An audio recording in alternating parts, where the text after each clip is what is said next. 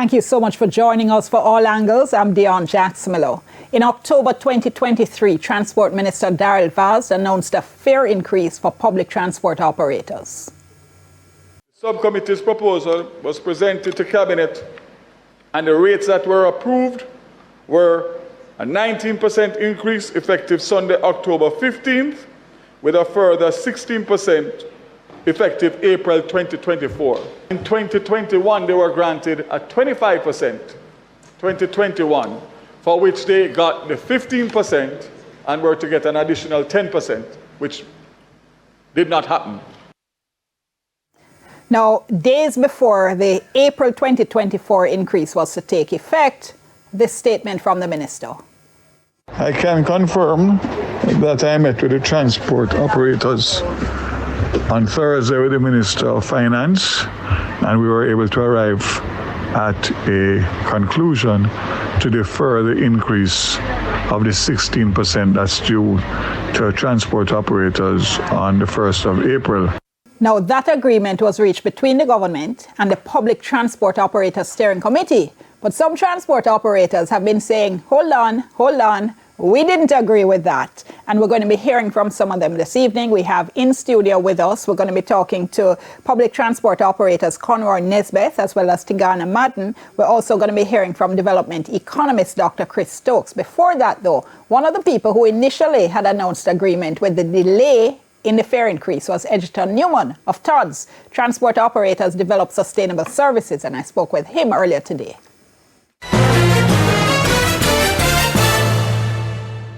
This issue of the delay in the fare increase. Now, we had been told that the Public Transport Operators Steering Committee had met with the Minister of Transport, Minister of Finance, and had agreed to delay the fare increase that was due. So first of all, is TODS a member of the committee? Absolutely. We have 2 seats on the committee. And were you yourself in the meeting? Sure, I was there.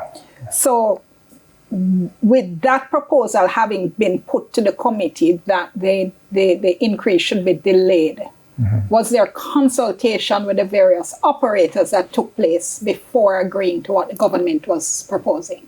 That's a very good question, Dion, because there was no consultation with the team or the transport sector at large before the meeting. We were taken out. I personally taken by surprise. I was given about a 48 hours notice, less than 48 hours notice, when my assistant advised me that there's a meeting and I should be in attendance. Now, I don't know if it's a reason why this was done, but in hindsight... No, my apologies, because you're speaking about notice that the meeting was going to be held. That's not what I'm saying. Yes. I'm saying you're sitting in the meeting and the Minister of Transport, Minister of Finance, whoever it was that said it, said we want to delay the April 1 fare increase.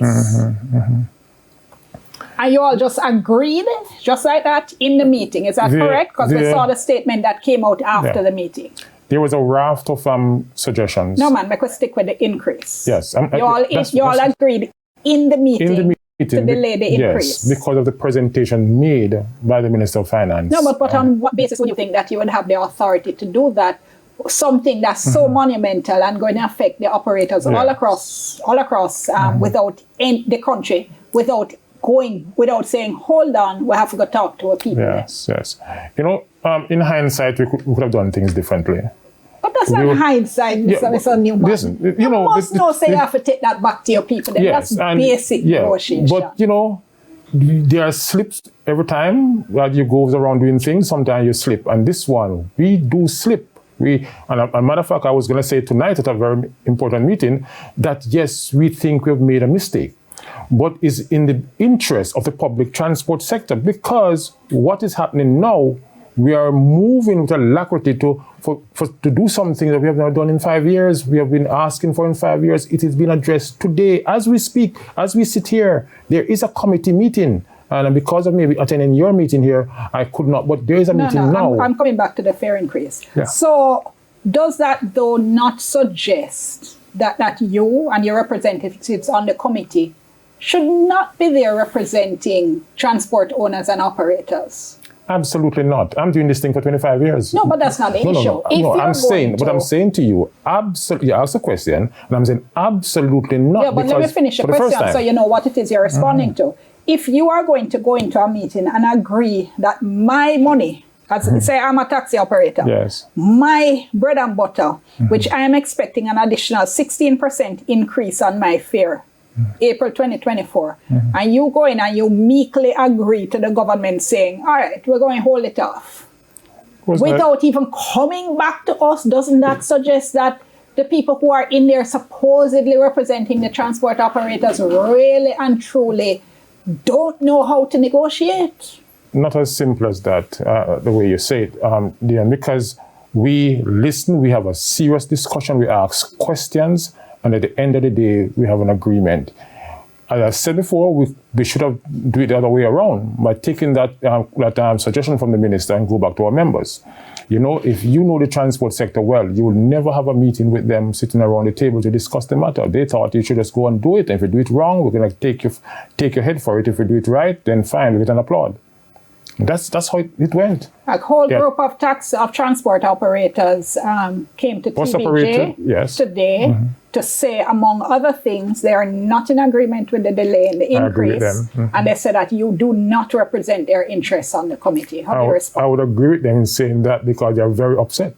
They're very perturbed. You agree with what exactly? No, I would agree with them to say anything. Any argument they put to the fore, I agree with them because, as I said before, here's a group of taxi operators. Not many of them. It's 37,000 of us. You have about maybe 20 of them making a demand. They're not a part of any organization, any grouping, but they just come together over the past couple of days and decide they're going to have a march today. I agree with them. Have your march. Let the powers that be know that you're upset. And we must now take action from that by saying, listen, Minister, we agree with you, we're in problems now. What are you going to do now, tomorrow, the next 6 months, 4 months, 3 months? I tell you, one of the things... Sorry, before you go on, because you mentioned that there is 30,000. Yes. How many members do you have in your association? I represent 11,000 members and really speak on behalf of the sector. You represent 11,000 members, yes. All of them legitimate members of your organization?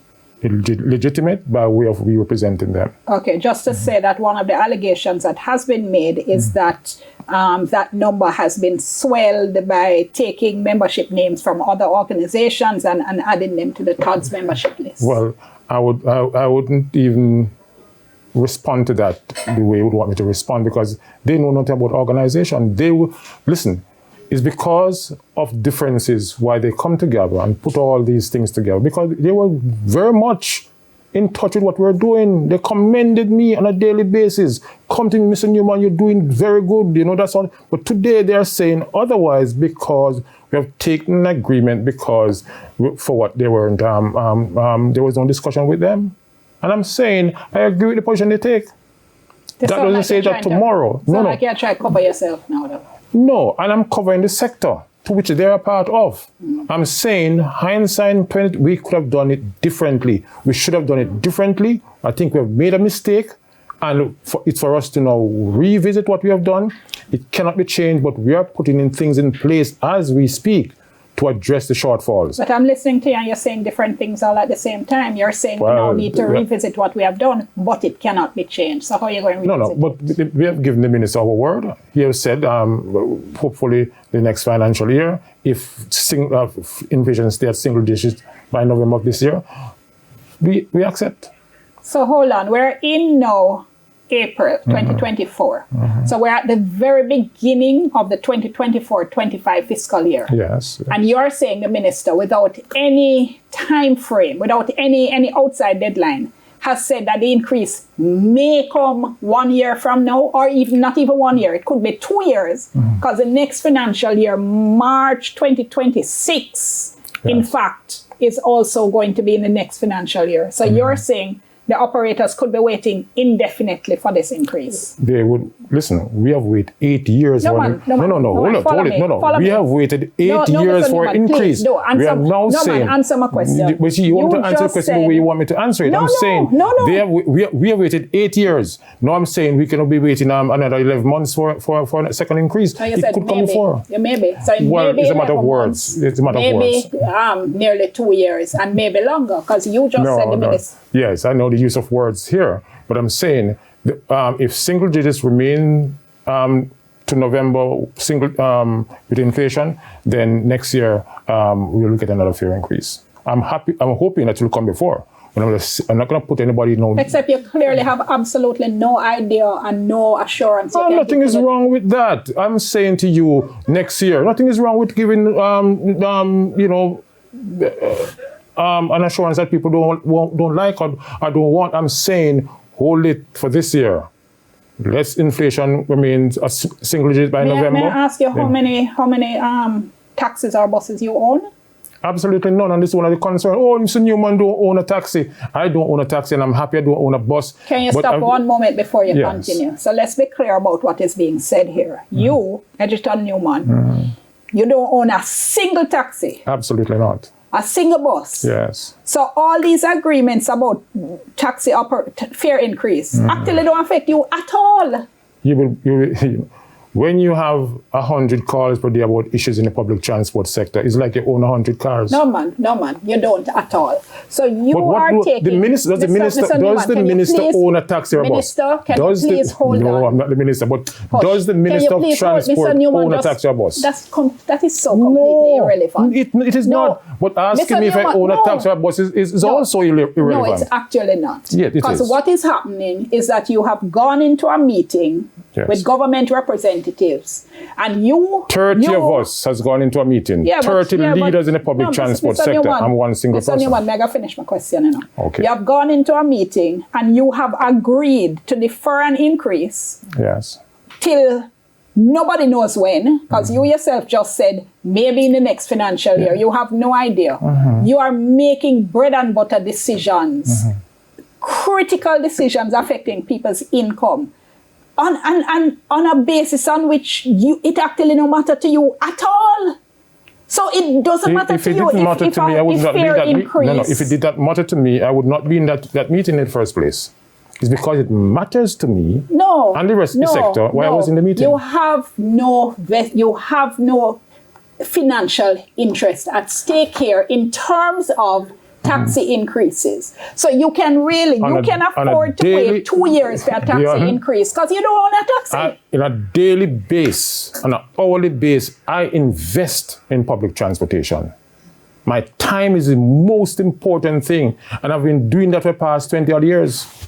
That's a major investment, a human resource investment. And you never even thought to talk to the people who actually own taxi and bus to find out if they would have a problem with the increase being deferred. I've been doing it for 20 odd years. Wow. Is that the first time I apply for a fare increase? And they wasn't in the process of applying for the fare increase. We were as leaders, and we have done it years after years. This one time we make a slip, and then they want to have my head. Well, no problem. I'm slamming the ticky. All right. I'm out of time. I'm going to have to leave it there. Always appreciate you coming in. Let's go to the break. We'll soon come.